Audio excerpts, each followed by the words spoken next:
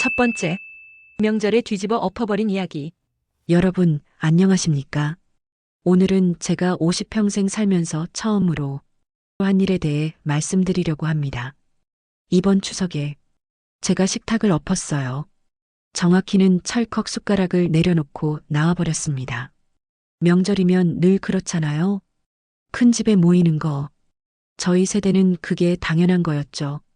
형님 댁, 시누이네 다 모여서 저는 집에서 전을 부쳐가고 가서도 국을 끓이고 설거지하고 이번에도 그랬어요.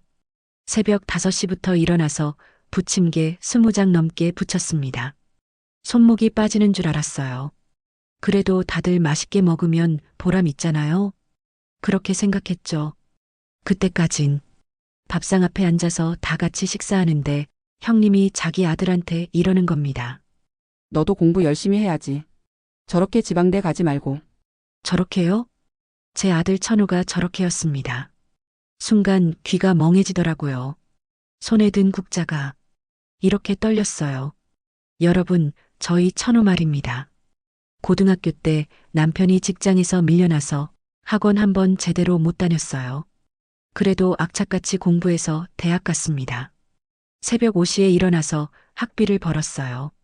방학 때는 물류 알바도 힘들게 하고요. 그렇게 4년을 다녀서 졸업하고 지금 회사에서 성실하게 일하고 있습니다. 한 달에 한 번씩 엄마한테 용돈을 보내는 아들이에요. 그런데 저렇게래요? 그 순간 제 머릿속에 뭔가 끊어지는 소리가 들렸어요. 일어났습니다. 저렇게는 뭐가 저렇습니까? 우리 천우가 뭘 잘못했습니까? 형님은 조카 대학 등록금이라도 대주셨습니까? 식탁이 조용해졌죠. 저는 거기서 멈추지 않았습니다. 오늘 이전 제가 새벽부터 붙였습니다. 근데 저렇게 말씀하실 거면 형님이 직접 해드세요. 그러고 앞치마를 벗어서 턱 던지고 천우 손목을 잡고 나왔습니다. 남편한테는 전화가 왔죠. 여보 미안하다고 형이 그랬대. 들어와라. 미안하긴요. 그날 저녁 저와 천우는 갈비집으로 갔습니다. 엄마가 쏜다. 실컷 먹어라. 그런데 천우가 이러더라고요. 엄마 괜찮아요. 저는 제 인생을 후회하지 않아요.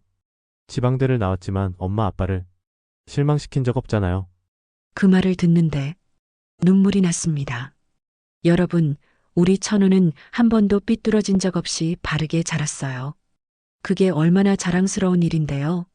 우리 세대 부모들은 자식을 위해 참 많이 희생했습니다. 근데 그렇게 키운 자식을 남들이 함부로 평가하는 거 참을 수가 없더라고요.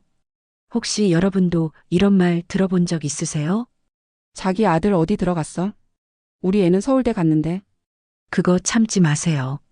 우리 아이들은 모두 소중합니다. 어느 대학을 나왔든 무슨 일을 하든 성실하게 사는 것만으로도 충분히 자랑스러운 겁니다. 참고로요. 그 뒤로 저는 명절에 큰 집을 안 갑니다. 우리 집에서 천우랑 간단하게 먹어요. 남편이 전을 부치고 천우가 설거지하고 이게 진짜 가족입니다. 여러분, 좋아요도 눌러주시고 구독도 꼭 눌러주세요. 우리 자식들 당당하게 지켜줍시다. 두 번째, 5억이 껌값이라던 예비 며느리. 사람들은 말하죠. 자식 키우는 게 세상에서 가장 행복한 일이라고. 그런데 아무도 말해주지 않더군요.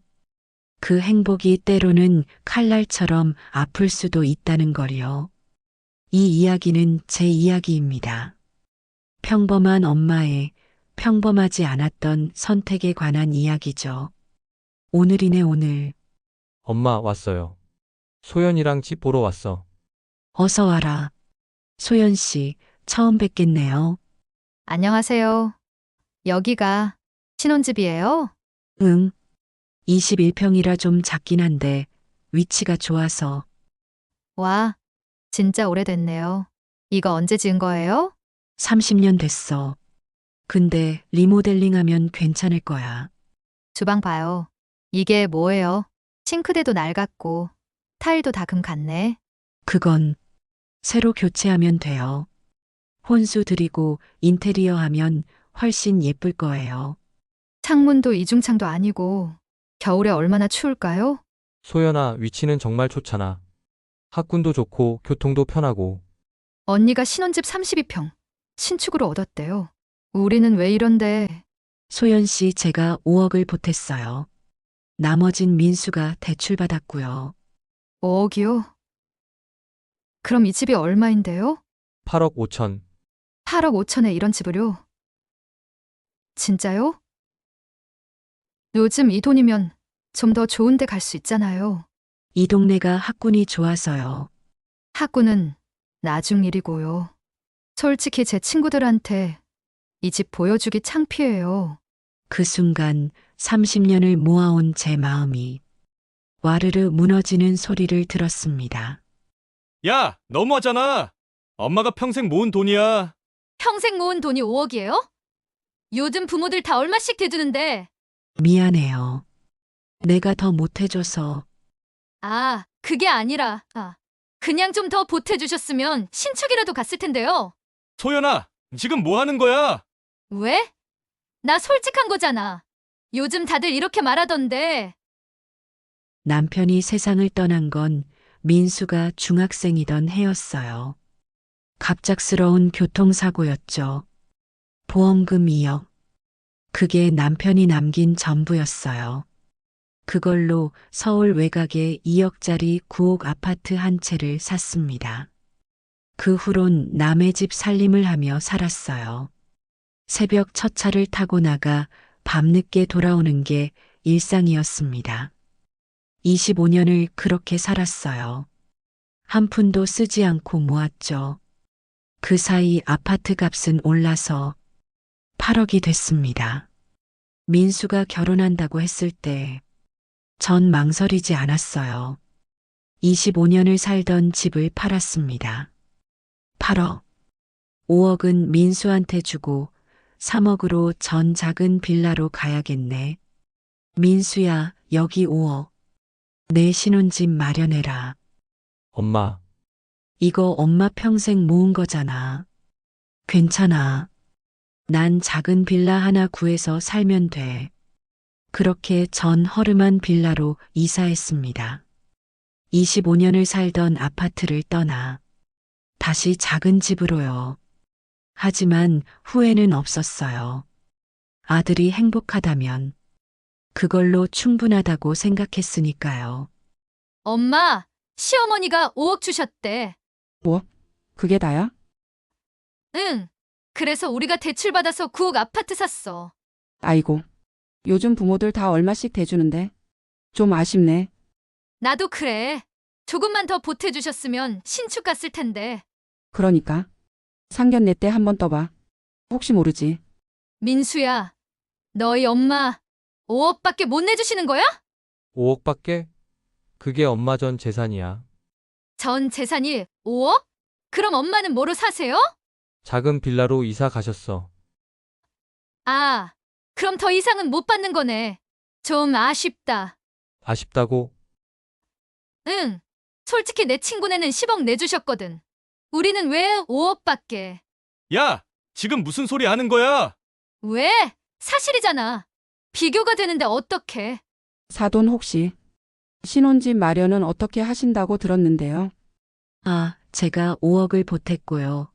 민수가 대출받아서 아파트 샀습니다. 그게 전부세요?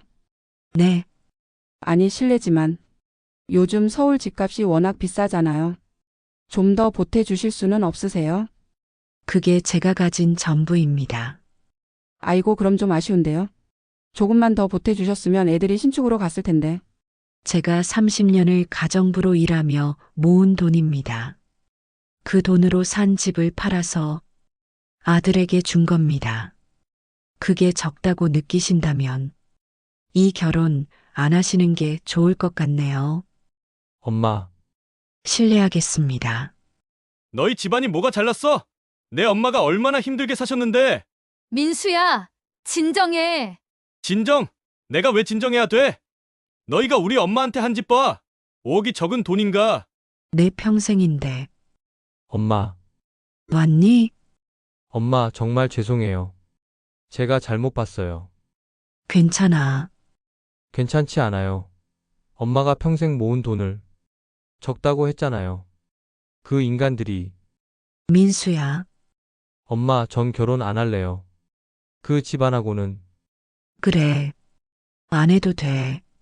내가 행복하지 않을 거야. 엄마, 미안해요. 제가 엄마 고생만 시켰네요. 괜찮아. 너는 잘못 없어. 그날 우리는 결혼을 포기하기로 했습니다. 돈보다 소중한 게 존중이라는 걸 너무 늦게 깨달았죠. 결혼 못하겠어. 뭐? 갑자기 왜? 너희 집안이랑은 안 맞아. 우리 엄마를 무시했잖아. 무시? 우리가 언제? 5억이 적다고 했잖아. 더 보태달라고 했고, 그게 무시야?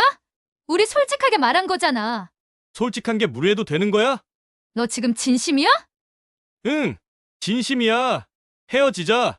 야, 너 미쳤어? 이 나이에 헤어지면 나 어떡해? 그건 내 문제지. 내 문제 아니야. 야, 내 엄마가 뭐라고 한 거야? 결혼 말리라고 했지? 우리 엄마 욕하지 마. 내가 자초한 거야. 야, 이민수! 너 후회할 거야. 어떻게 됐어? 파혼했어요. 그래. 엄마, 전 이제 뭘 해야 할까요? 천천히 생각하자. 엄마가 있잖아. 그렇게 우리는 새로운 시작을 했습니다. 엄마, 저 왔어요. 왔니? 오늘 일찍 왔네. 엄마, 오늘 회사에서 좋은 사람 소개받았어요. 정말? 네. 이번엔 천천히 알아가 보려고요. 그래, 그게 좋아. 천천히 해. 엄마, 우리 큰 집으로 같이 이사 가요. 괜찮아. 나는 여기가 좋아. 아니에요. 제가 엄마 모시고 살 거예요. 제가 다시 시작할게요. 고마워, 민수야. 그렇게 우리는 다시 시작했습니다. 돈이 아니라 마음으로요. 어머님, 이 된장찌개 정말 맛있어요. 그래, 더 먹어. 엄마, 이제 행복하시죠? 응, 세 번째. 마지막 말을 듣고 기다려준 영희 이야기. 저는 영희를 처음 만난 날을 아직도 또렷이 기억합니다. 작은 상자 안에 담겨 있던 아기 고양이, 손바닥만 한 몸에 동그란 눈을 반짝이며 저를 바라보던 모습은 마치 운명처럼 느껴졌습니다. 그때 저는 영희를 단순한 동물이 아니라 앞으로 제 인생을 함께 걸어갈 가족으로 맞이했죠. 영희는 어릴 적부터 성격이 참 분명했습니다. 낯선 사람 앞에서는 소심하다가도 제가 부르면 꼬리를 바싹 세우고 제 품으로 달려왔습니다. 밤이면 제 옆에 꼭 붙어 자곤 했는데 작은 심장 박동이 제 가슴에 닿을 때마다 묘한 안도감이 밀려들었습니다. 마치 너 혼자가 아니야 하고 말해주는 것 같았죠. 청소년기쯤 되었을 때는 제법 반항도 했습니다. 문이 열리기만 하면 틈을 타서 나가버리고 몇 시간을 돌아다니다가 아무 일 없다는 듯 다시 집에 들어오곤 했습니다. 제가 영아, 너 또 가출했구나? 하고 눈을 흘리면 고개를 살짝 돌리며 애써 시선을 피하는 모습이 어찌나 귀여웠는지 모릅니다. 그 모습에 웃음이 터져서 야단을 치려다 결국 쓰다듬어주고 말았죠. 그렇게 영희와 함께한 세월은 어느덧 16해가 되었습니다. 제가 울고 지칠 때마다 영희는 제 곁에 조용히 앉아 있었습니다. 위로의 말 한마디 없었지만 묵묵히 곁을 지켜주는 그 존재가 얼마나 큰 힘이 되었는지 모릅니다. 영희는 제게 단순한 고양이가 아니라 살아가는 이유였고 가족이었습니다. 시간은 누구에게나 잔인하게 흐르는 법입니다. 영희도 예외는 아니었습니다. 재작년 영희는 나이 탓인지 구강염이 심하게 찾아왔습니다. 밥을 제대로 먹지 못하고 입에서 피가 나기 시작했습니다. 가족들은 이제 나이가 많으니 어쩔 수 없을 거야라고 했지만 제 마음은 그렇지 않았습니다. 어떻게든 나아지게 해주고 싶었죠. 그러던 중 제게도 큰 일이 닥쳤습니다. 사고로 인해 갑작스럽게 수술을 받아야 했고 서둘러 병원에 입원해야 했습니다. 저는 영희에게 엄마 금방 다녀올게. 잘 있어라고 말하며 집을 나섰습니다. 그때만 해도 며칠 안에 돌아올 수 있을 줄 알았습니다. 하지만 수술이 잘못되었고 마취 부작용으로 인해 몇 주나 병원에 더 누워 있어야 했습니다. 그 사이 영희의 상태는 급격히 나빠졌습니다. 가족들이 전해준 말은 제 가슴을 찢어 놓았습니다. 영희가 밥을 삼키지 못해 고통스러워한다는 소식, 몸이 점점 더 앙상해진다는 말에 저는 병실 침대에서 눈물만 흘릴 수밖에 없었습니다. 그 무력감이란 이루 말할 수 없었죠. 영상통화를 했던 날이 아직도 생생합니다. 화면 속 영희는 눈에 힘이 없었고 입가에는 피가 묻어 있었습니다. 저는 울음을 참고 말했습니다. 영아, 엄마 곧 퇴원할 거야. 그러니까 조금만 더 버텨줘. 나 돌아갈 때까지만 견뎌줘. 그 말을 하며 눈물이 쏟아졌습니다. 하지만 제가 할 수 있는 건 그저 부탁뿐이었습니다. 병실 창밖 겨울 하늘은 너무나 차가웠고 제 마음은 무너져 내리고 있었습니다. 기적처럼 퇴원이 허락된 날 저는 가장 먼저 영희를 보러 집으로 달려갔습니다. 그런데 눈앞에 보인 영희의 모습은 차마 말로 하기 어려울 정도였습니다. 뼈만 남은 앙상한 몸, 입에서는 피가 흐르고 고통스러운 냄새가 방 안에 가득했습니다. 그 모습을 보는 순간 가슴이 찢겨나가는 것 같았지만 동시에 두려움이 밀려왔습니다. 영희가 저를 보더니 힘겹게 다가왔습니다. 절뚝거리면서도 제 곁에 있고 싶어 하는 듯 제 발치에 몸을 비비며 자리를 잡으려 했습니다. 하지만 저는 그 순간 어리석게도 본능적으로 몸을 피했습니다. 냄새가 너무 심했고 그 몰골을 마주하는 게 너무 가슴 아팠습니다. 그래서 영아, 오늘은 따로 자자. 내일은 괜찮아질 거야 하고 말해버렸습니다. 영희는 잠시 멈칫하더니 다시 고개를 숙였습니다. 그때 저는 몰랐습니다. 그게 마지막 밤이 될 줄은 상상조차 못했습니다. 다음 날 출근한 저에게 가족에게서 전화가 왔습니다. 영희가 흑흑 가버렸어. 순간 제 귀를 의심했습니다. 뭐라고? 어제까지만 해도. 말을 잇지 못하고 핸드폰을 부여잡은 채 주저앉았습니다. 그제야 깨달았습니다. 영희는 마지막까지 저를 기다린 거였습니다. 제 얼굴을 보기 위해, 퇴원할 때까지 버티기 위해 그 아픈 몸을 끌고 시간을 견뎠던 것이었습니다. 그런데도 저는 그 마지막 순간조차 함께 해주지 못했습니다. 멀리서 피했을 뿐이었죠. 그 후회와 죄책감은 지금도 제 마음 한켠을 무겁게 짓누릅니다. 그날 이후로 겨울이 올 때마다 저는 영희를 떠올립니다. 긴 겨울밤 제 곁에 조용히 누워 함께 잠들던 그 따뜻한 체온이 아직도 느껴지는 것만 같습니다. 하지만 동시에 마지막 밤에 손 내밀지 못한 제 모습이 떠올라 가슴이 저며옵니다. 영아, 미안하다. 그리고 고맙다. 그 말밖에 할 수 없습니다.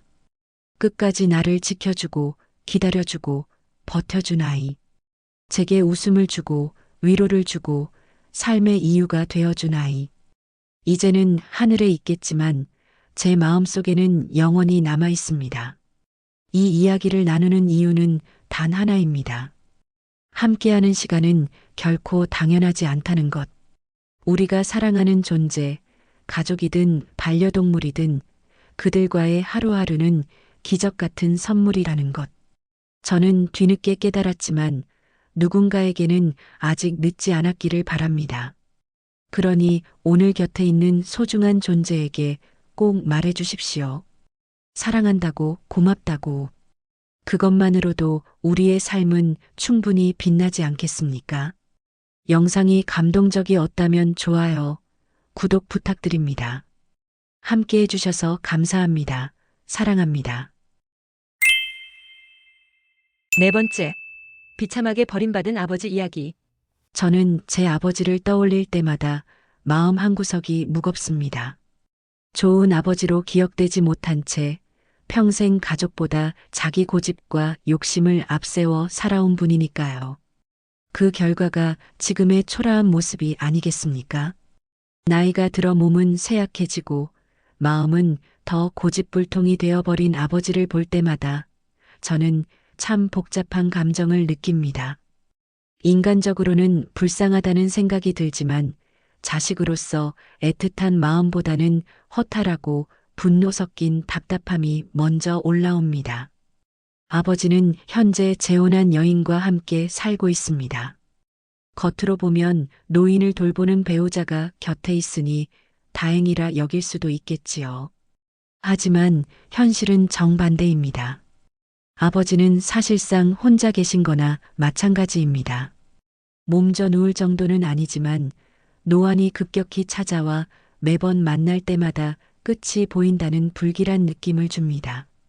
그런데도 재혼한 여인은 집 밖으로만 나돌고 아픈 남편을 돌볼 생각조차 하지 않습니다. 집안에선 밥 한 끼 챙겨주는 기색조차 없으니 아버지의 일상은 엉망이 되어 있습니다. 얼마 전에도 아버지가 초라한 차림으로 저를 찾아와 밥 한 끼 하고 돌아가는 모습을 봤습니다. 수십 년 동안 아버지와 서먹하게 지냈던 저로서는 그 모습이 참 아이러니했습니다. 돌봄은커녕 방치하다시피 하는 아내를 두고도 아버지는 오히려 그 사람을 감싸고 두둔합니다. 내 엄마가 나름대로 사정이 있다라며 마치 사이비 종교에 빠진 사람처럼 맹목적으로 믿고 옹호하는 겁니다. 자식들이 보기에 얼마나 기가 막히겠습니까? 저는 속으로 이렇게 생각했습니다. 결국 아버지가 지금처럼 외롭게 늙어가는 건 자기 선택의 결과라는 것을요. 가족을 외면하고 재혼한 여인에게 돈도 마음도 정신까지 다 내준 대가가 아니겠습니까? 자식들 말을 무시하고 오직 그 사람만 절대적으로 신뢰한 결과가 지금의 쓸쓸한 노년이지요. 인간적으로는 안쓰럽습니다. 하지만 동시에 이 상황이 너무 어이가 없습니다. 정말 이해할 수 없는 건 그렇게까지 모든 걸 바쳐 사랑한 여인이 병들고 늙은 남편을 돌보지 않는다는 사실입니다. 세상에 그렇게 독한 사람이 어디 또 있을까요? 저는 분노가 치밀었습니다. 세상에 남편이라는 이름으로 믿어준 사람을 마지막까지 지켜주지 않는 아내라니. 아버지를 돌보는 척이라도 해야 하지 않겠습니까? 그런데 그 사람은 오히려 아버지가 언제 세상을 떠날지만 기다리는 듯한 냉정한 태도를 보입니다. 아버지의 모습은 더욱 초라해지고 있습니다. 늙고 병들어 홀로 식사할 곳을 찾아다니는 그 뒷모습이 마치 독거노인과 다를 바 없어 보입니다. 남들이 보기엔 참 가엾은 노인으로 보이겠지만 저는 마음 깊숙이 알기에 더 씁쓸합니다. 그 삶의 궤적이 결국 지금의 불행을 자초한 것이니까요. 자식으로서 무조건적인 연민만 품기 어려운 이유가 바로 거기에 있습니다. 그럼에도 불구하고 저는 가끔 아버지의 눈빛에서 외로운 사람의 허망함을 읽습니다. 그것이 마음을 더욱 복잡하게 만듭니다. 속으로는 저런 아버지를 둔 게 한심하고 화가 난다라고 생각하면서도 다른 한편으로는 그래도 혈육인데 이렇게 쓸쓸히 늙어가는 걸 외면해도 되나 하는 고민이 스칩니다. 하지만 달리 방법이 없습니다. 아버지 스스로 선택한 길이었으니까요. 이 이야기를 전하면서 저는 한 가지 교훈을 느낍니다. 나이가 들어 병들었을 때 곁에 누가 진짜 남을 것인가 하는 문제입니다. 평생 믿고 따르던 사람이 끝내는 등을 돌릴 수도 있습니다. 결국 삶의 마지막 순간에 의지할 수 있는 건 진정한 관계와 정직한 삶이지 얄팍한 믿음이나 물질적 환상은 아니라는 거요. 저는 오늘도 생각합니다. 불쌍하고도 답답한 제 아버지의 모습을 보며 제 인생은 결코 그렇게 살지 말아야겠다고 다짐합니다.